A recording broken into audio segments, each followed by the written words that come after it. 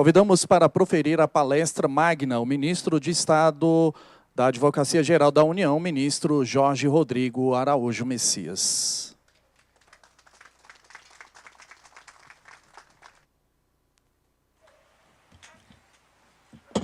Bom, muito bom dia a todas e todos. Quero aqui falar da minha alegria, da minha satisfação de participar deste evento que foi organizado com tanto cuidado, com tanto esmero pelas nossas equipes, Sóstenes.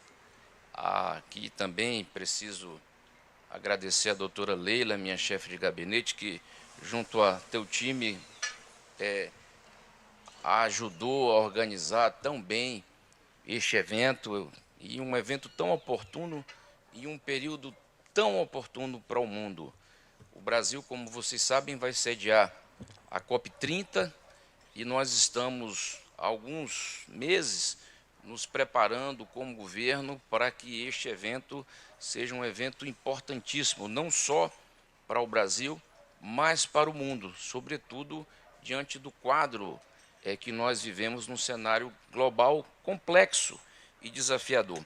Mas preciso também, antes de falar propriamente sobre o tema para o qual fui convidado, agradecer a toda a organização deste evento, aqui na pessoa do Dr. Alexandre Arnone, que é o presidente do Instituto Global ESG e do movimento interinstitucional ESG na prática. Queria agradecer muito também a honrosa presença do meu querido amigo, colega de governo, parceiro de todas as horas, o ministro Vinícius Marques de Carvalho, que é o nosso ministro-chefe de Estado da Controladoria Geral da União, ao meu querido amigo, que foi meu colega de trabalho, porque comecei minha vida pública como economiário na Caixa Econômica Federal, doutor Carlos Vieira, nosso presidente da Caixa Econômica Federal, porque você sabe que na Caixa nós não somos bancários, nós somos economiários, é uma outra categoria, né, Carlos? Também a minha amiga, a querida amiga, a presidenta do Banco do Brasil, a Taciana Medeiros, que tem realizado, de fato, um trabalho extraordinário, e é minha também colega do Conselho da BB-Prev, aqui o próprio Sóstenes Marquezini, que é o coordenador geral do programa ESG 20+, o Guilherme Feliciano, que é o conselheiro do CNJ, que nos trouxe aqui algumas palavras. Preciso cumprimentar a nossa querida Rose Moraes, que é a secretária-geral do Conselho da Ordem dos Advogados do Brasil, a ordem que tem este papel tão destacado para o país na defesa da democracia, dos direitos fundamentais, e que tem ali à frente o querido amigo Beto Simonetti. Então, aqui, leve de toda a advocacia pública, o abraço de toda a advocacia pública para a advocacia privada. Também cumprimento aqui o nosso procurador-geral adjunto do Distrito Federal, o doutor Bruno Fonseca, que nos acompanha neste dia. Agradeço a Deus a oportunidade de participar aqui hoje. Volto de férias e venho extremamente impactado pela força da natureza. Tive a oportunidade de passar alguns dias num pequeno paraíso tropical, que foi a Bahia, ali a terra de Sóstenes. Então, quando você vem desses momentos em que você tem uma oportunidade de ter uma conexão maior com a natureza e com a espiritualidade, você, de fato, ele tem a condição de se tornar mais grato a Deus por todas essas condições que Ele, de fato, nos oferece. E retomar os trabalhos à frente da Advocacia Geral da União, com a inauguração deste evento tão oportuno, é um privilégio, porque, como eu disse, é um tema da maior relevância e, de fato, como o meu amigo Vinícius colocou aqui, desde que nós assumimos, ali a convite do presidente Lula, a honrosa missão de chefiar a Advocacia Geral da União, nós colocamos a agenda da sustentabilidade, a agenda ambiental no centro das nossas ações, porque nós entendemos que a agenda da sustentabilidade, a agenda ambiental, ela é estruturante para as demais ações que nós temos de realizar como desafio governamental. Eu gosto muito, Taciana, eu sei que você é uma pessoa religiosa, de lembrar o Papa Francisco quando, na encíclica Laudato Si, ele falava do conceito de ecologia integral. E quando ele fala do conceito de ecologia integral, ele nos convidava ali naquela encíclica a refletir sobre exatamente a importância da estrutura do conceito de ecologia para as nossas vidas, dentro das nossas relações sociais, dentro da forma como nós nos relacionamos institucionalmente, entre nós, entre as instituições. Portanto, nós não temos como fazer uma discussão hoje sobre a agenda ambiental, a agenda da sustentabilidade, a agenda das mudanças climáticas, a agenda da emergência climática, qualquer categoria que a gente enquadre, sem entender o ser humano, a sua relação com a natureza, a sua relação com as instituições, a sua relação com o meio ambiente de uma forma alargada e a complexidade dessa questão, a partir, inclusive, do enquadramento econômico e social, que deve ser considerado numa perspectiva da humanidade como centro deste processo. E por que ele colocava nessa perspectiva?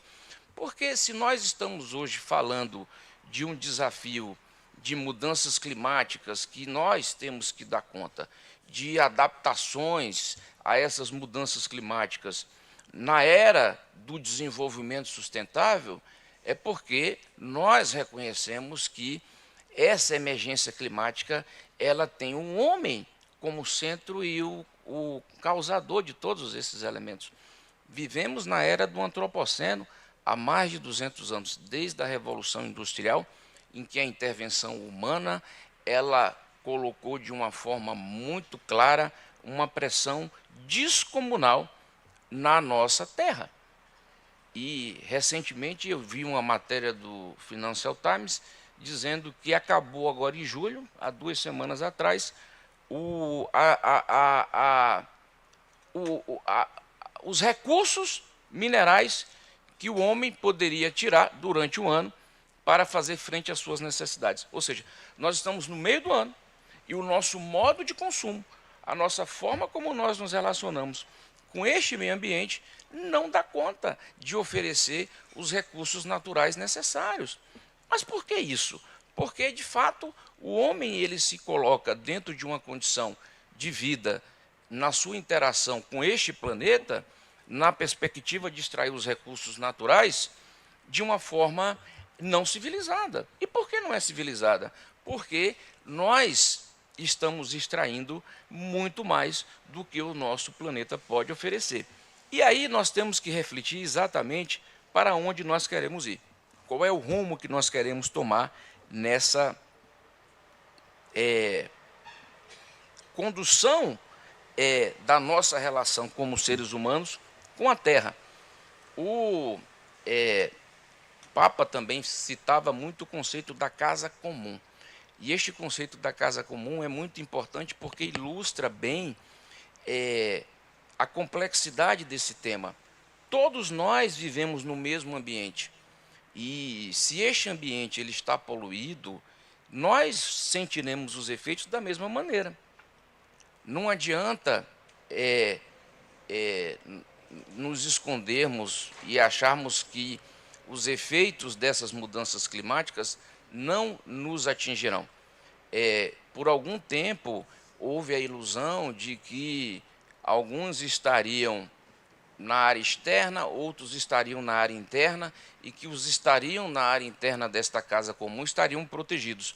Um ledo engano, uma ilusão absurda.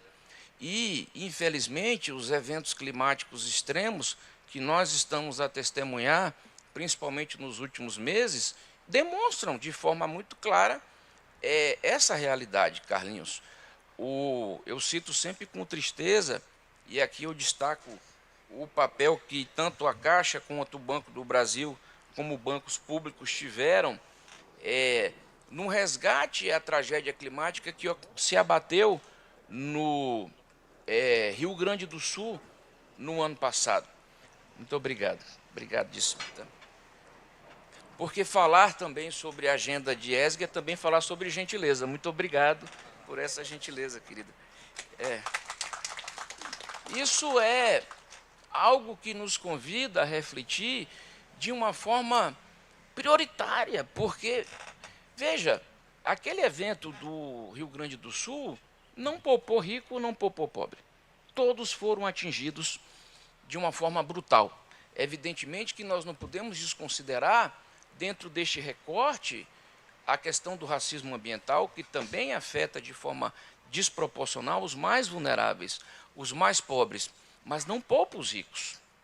Então, nós estamos hoje falando de um desafio climático que precisa de todos nós, um compromisso que eu chamo de civilizatório, porque ele vai definir como é que nós estaremos do ponto de vista da sobrevivência da humanidade no curto, médio e longo prazo. E eu acho que nós estamos dentro desse cenário, como país, do ponto de vista institucional, bem posicionado. E nós estamos bem posicionados por várias razões. Primeiro, por uma questão natural. Nós temos um patrimônio natural que só podemos mesmo agradecer a Deus, porque o Brasil, como um país continental, que com todo o seu desafio de desenvolvimento tardio e com ciclos de desenvolvimento interrompido, de alguma maneira conseguiu, em grande medida, preservar o seu patrimônio natural. E isso decorre, na verdade, de um outro elemento que nos coloca de uma maneira extremamente bem posicionada, que é o nosso arcabouço institucional. Nós temos uma Constituição, que é a Constituição de 1988, que colocou o meio ambiente como um direito fundamental, como um elemento central do nosso projeto de nação, e de uma forma a preservar essa condição. E isso fez com que, evidentemente, o Estado brasileiro, desde 88, se engajasse, se comprometesse a partir de uma série de pactos, a partir de uma série de elementos institucionais, do ponto de vista interno, legislativo, mas do ponto de vista externo, a partir de compromissos internacionais, para que esta realidade natural que nós herdamos pudesse, de fato, ser preservada. E aí eu quero dizer que nós estamos, de fato, bem posicionados para colocar e convidar o mundo, como faremos este ano, na COP30, a refletir sobre uma agenda de desenvolvimento sustentável que gere emprego e renda e riqueza para o seu povo, mas que também ela possa ser exemplo de um modelo de desenvolvimento econômico em que as relações humanas com o planeta elas sejam as relações marcadas em novas bases, a partir de uma preservação daquilo que de fato precisa ser preservado, conservar aquilo que deve ser conservado e adaptar aquilo que precisa ser adaptado do ponto de vista da resposta institucional, das capacidades estatais para os desafios climáticos que nós temos hoje. E é nessa perspectiva que nós, como Estado, a partir da nossa posição de advocacia pública federal, queremos contribuir. E aqui localizo a minha fala a partir dos instrumentos de gestão e depois desdobro para os instrumentos fiscais e financeiros e tributários que nós temos hoje a condição de articular institucionalmente no plano do nosso ordenamento jurídico. O papel da Advocacia Geral da União não é um papel menor neste processo, é um papel muito importante. Por quê? Porque como operadores do direito, para além da necessidade que temos de conhecer a realidade, nós também temos a nossa obrigação institucional e o nosso compromisso ético, político, institucional de sermos agentes de transformação da realidade. E, nesse sentido, nós, quando assumimos a Advocacia Geral da União, Assumimos um compromisso com este país a partir do convite que o presidente Lula nos fez e da reflexão que ele nos convida a fazer todos os dias, porque também é importante, eu sei que posso falar pelo Carlinhos e pela Tassiana, é importante que nós tenhamos na vida um líder que nos inspire. E o presidente Lula é este líder que nos inspira a refletir todos os dias a importância e a necessidade que nós temos de cuidar do nosso meio ambiente. Na prática, como nos convida a ação ESG 20+, na prática. Porque o discurso vazio, ele não alimenta absolutamente ninguém. E essa agenda ambiental, durante muitos anos, ela ficou localizada no plano teórico. A realidade, a contingência climática que o mundo vive, é que nos trouxe, nos impulsionou, nos levou, de uma forma às vezes violenta, a fazer com que mudássemos o nosso comportamento, que mudássemos os nossos protocolos, que mudássemos os nossos elementos de ação, sejam na prática do dia a dia, sejam os elementos institucionais condutores de mudanças de comportamento. E aí criamos, com esta visão, a Pronaclima, que é a Procuradoria Nacional de Defesa do Clima e do Meio Ambiente, como uma instituição ligada diretamente ao gabinete do Advogado-Geral da União, mas com uma atuação transversal. Por que transversal? Porque hoje a agenda do desenvolvimento sustentável, das mudanças climáticas, da agenda ambiental, ela não é uma agenda mais exclusiva do Ministério do Meio Ambiente, como foi no passado. Hoje ela é uma agenda que perpassa todos os ministérios deste governo. Nós temos hoje 22 ministérios do governo federal absolutamente engajados na agenda da defesa do clima e das mudanças climáticas. E eu quero citar o exemplo aqui. Acabamos de ouvir o presidente da Caixa, presidente do Banco do Brasil, de falar de uma série de iniciativas, de instrumentos financeiros que são articulados neste momento a partir das diversas agências da Caixa Econômica e do Banco do Brasil em benefício do desenvolvimento sustentável e do meio ambiente. E é por isso que nós tivemos a visão de colocar a agenda do meio ambiente como uma agenda transversal também na atuação jurídica, porque o direito tem essa capacidade.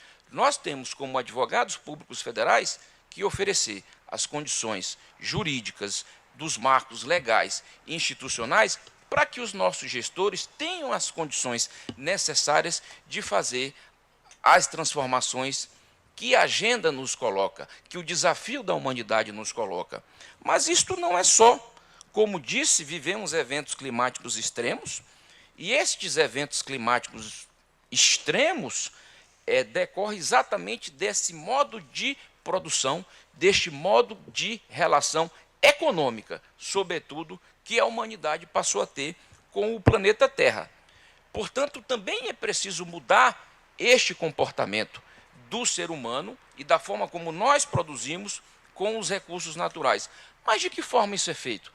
Isto é feito de forma a gerar mais riqueza, mais valor, mais emprego, mais renda para o nosso povo. Porque também aqui tem uma oportunidade econômica.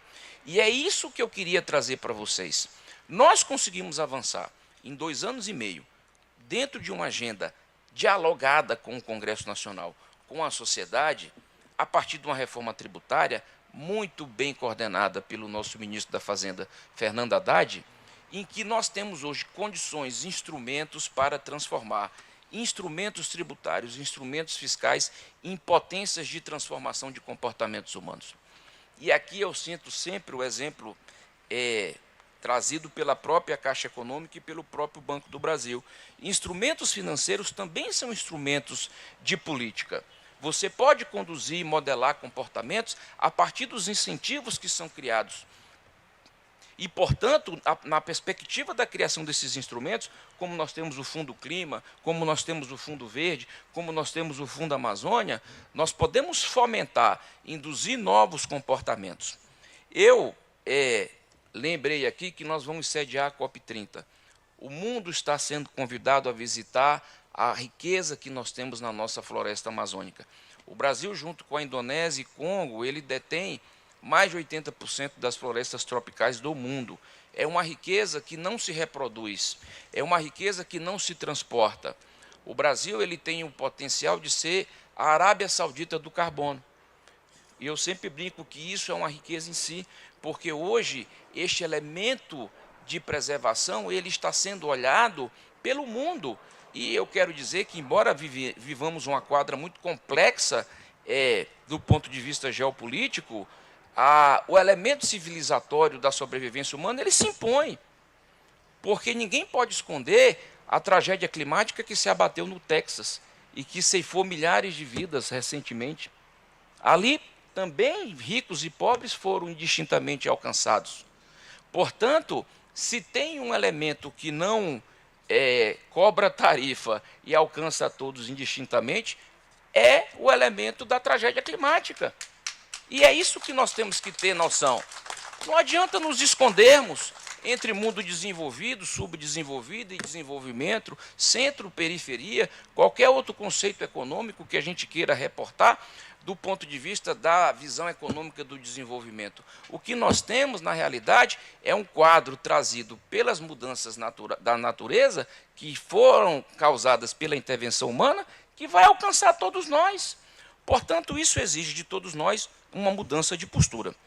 O Brasil está bem posicionado também, e o mundo verá isso na COP30, porque está fazendo o seu dever de casa, a partir dessas plataformas institucionais que eu citei. Nós temos a nossa Constituição, mas nós temos uma série de normas que foram aqui, digamos assim, construídas ao longo do tempo, que fizeram com que esse arcabouço normativo fosse um elemento central na defesa do nosso meio ambiente. Veja que, com todas as dificuldades que nós tivemos no passado recente, nós conseguimos resistir a muitos enfrentamentos que buscaram ali depauperar e degradar o nosso meio ambiente. Não foi fácil e danos foram causados, mas nós estamos aqui hoje a corrigir. E eu quero agora citar algo que é muito positivo dentro desse novo cenário que nós estamos vivendo do ponto de vista do ordenamento jurídico nacional. Porque vocês sabem, Habermas ele sempre nos ensinava que o direito, para além desse sistema de saber, também é um sistema de ação. Porque, para além de termos no direito a perspectiva de interpretação, de compreensão das normas, nós temos também no direito, a partir desse conjunto de normas, desse conjunto de leis, desse conjunto de, digamos assim, de institucionalidades criadas pelo direito, a condição de mudanças de comportamento, de mudanças de postura, porque este é o papel também do todo direito. E aqui está algo que me parece central neste momento que nós estamos aqui, neste evento, discutindo instrumentos fiscais e financeiros, que é, de fato, a reforma tributária. Eu, quando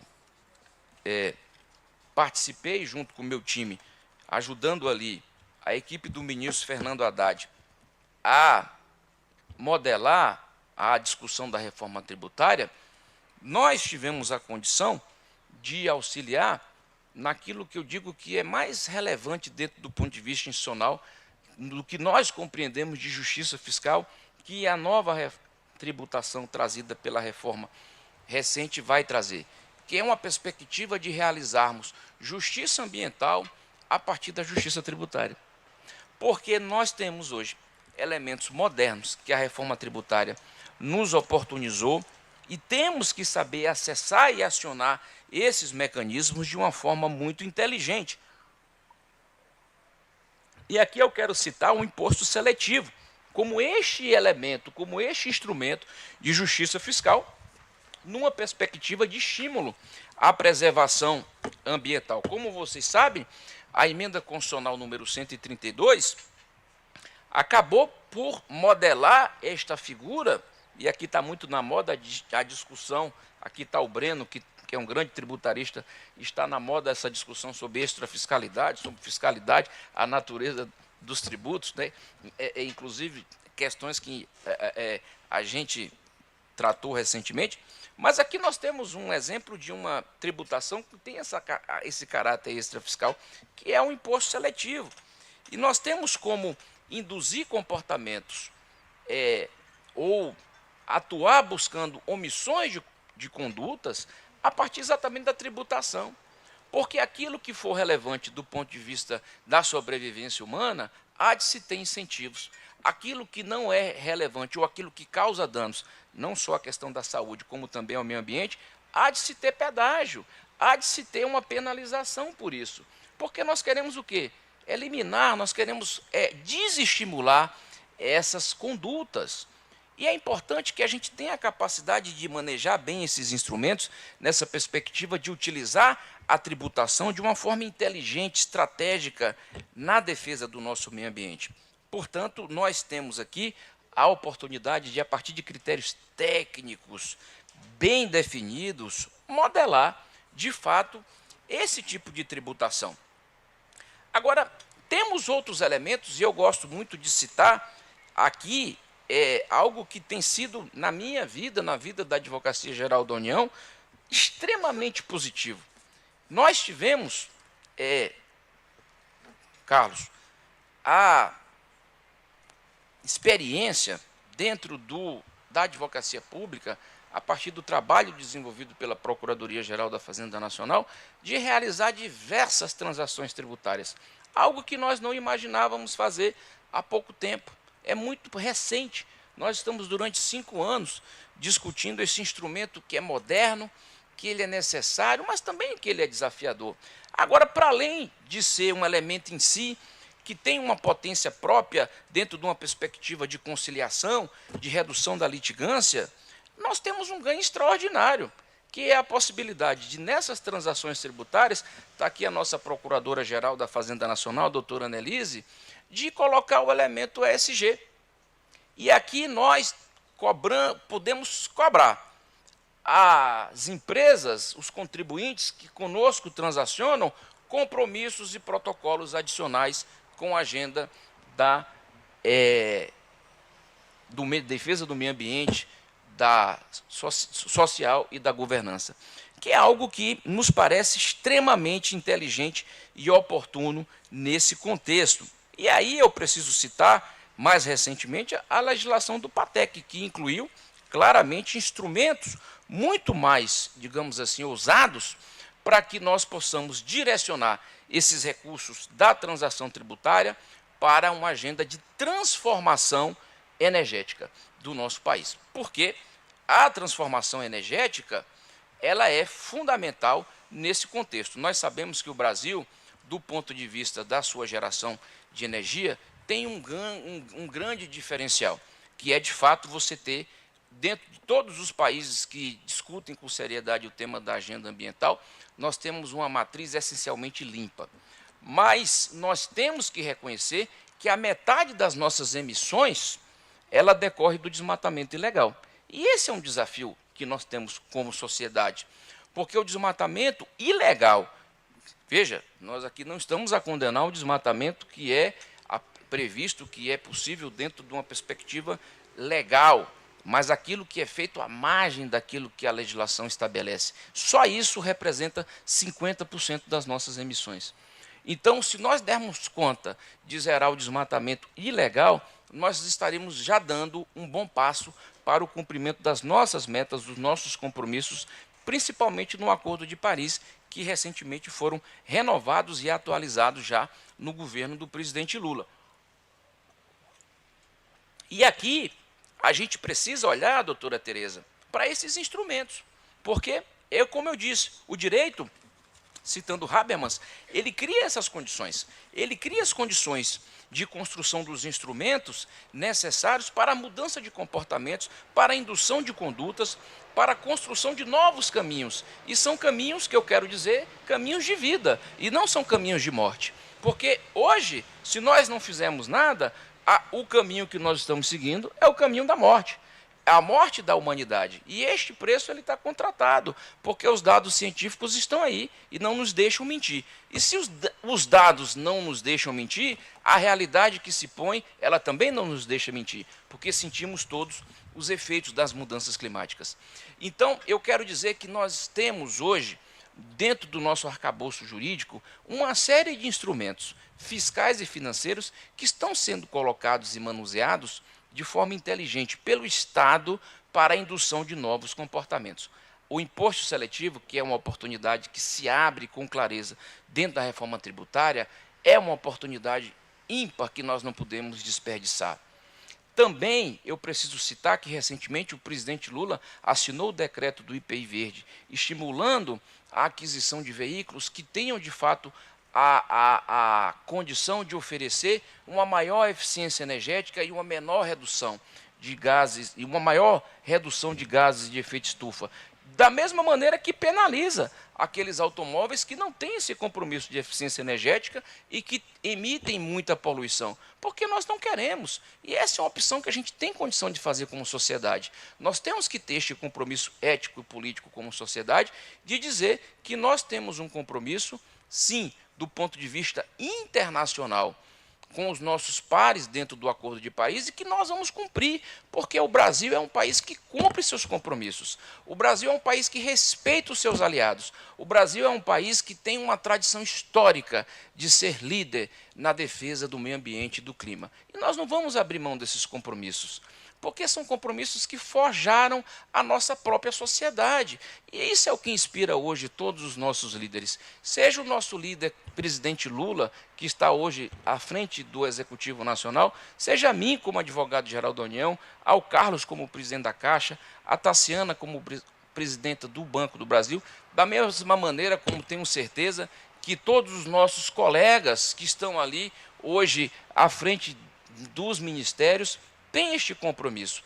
E quando nós colocamos hoje a agenda ambiental como uma agenda do centro do nosso desenvolvimento, nós estamos falando diretamente com a necessidade que acomete ao povo brasileiro. Nós não podemos também desconsiderar que durante muitos anos, principalmente a população do norte, viveu à margem de ter condições de explorar de uma forma sustentável as suas riquezas. Isso não é justo. Nós temos que oferecer condições de crédito, condições de políticas públicas de gestão, para que eles possam explorar de uma forma sustentável as suas riquezas e que eles possam também se beneficiar de uma forma justa dessas riquezas que o país produz. Não é justo que a população do nosso norte fique à margem e alijada da exploração racional, sustentável dessas riquezas.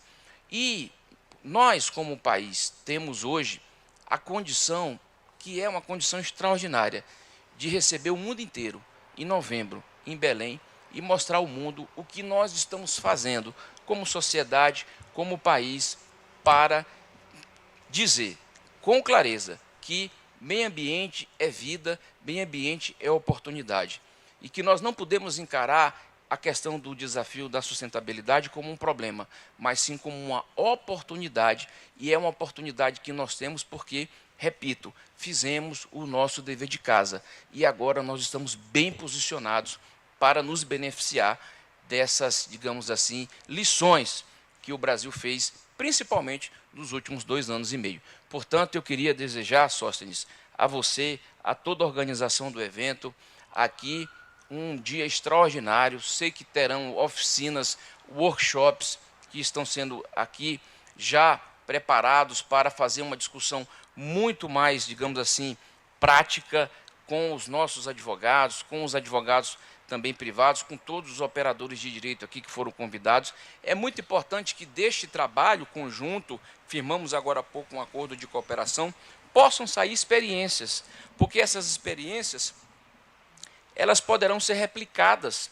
para outras advocacias públicas. Está aqui o nosso colega da Procuradoria-Geral do Distrito Federal, assim também como a advocacia das empresas estatais. Está aqui a nossa querida doutora Cinéia Possati, que tem feito um trabalho extraordinário, também à frente ali da diretoria jurídica do Banco do Brasil. Enfim, é isso que nós buscamos. Nós buscamos, a partir deste debate, dessa oportunidade que nós temos de interagirmos em conjunto, construir bons casos, boas experiências e espalhar para o Brasil, digamos assim, essa nova linha de pensamento que venha a ser um pensamento que seja traduzido em ações e que essas ações mudem de uma forma significativa a vida das pessoas para melhor, sobretudo, é o que nós esperamos. Portanto, um sucesso a este evento, nos encontraremos mais tarde.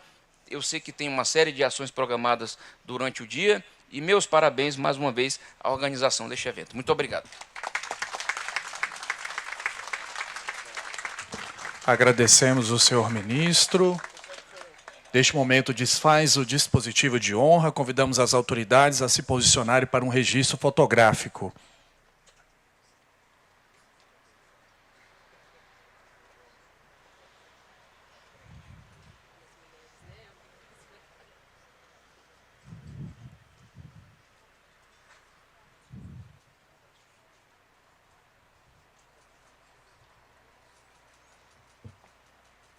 Pedir às autoridades que se posicionem logo aqui na primeira fileira, para que a gente possa fazer uma foto com todos os participantes e os fotógrafos, neste momento, possam subir ao palco para fazer essa foto.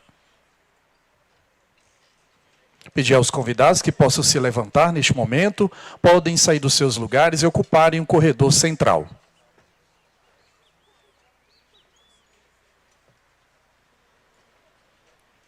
Pedimos às pessoas que estão nas laterais que possam completar o centro. Pedimos aos fotógrafos que possam fazer a direção fotográfica.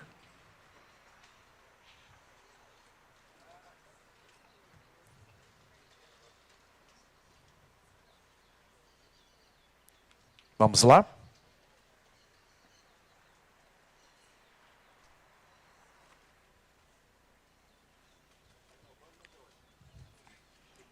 Muito bem, agradecemos a presença das autoridades.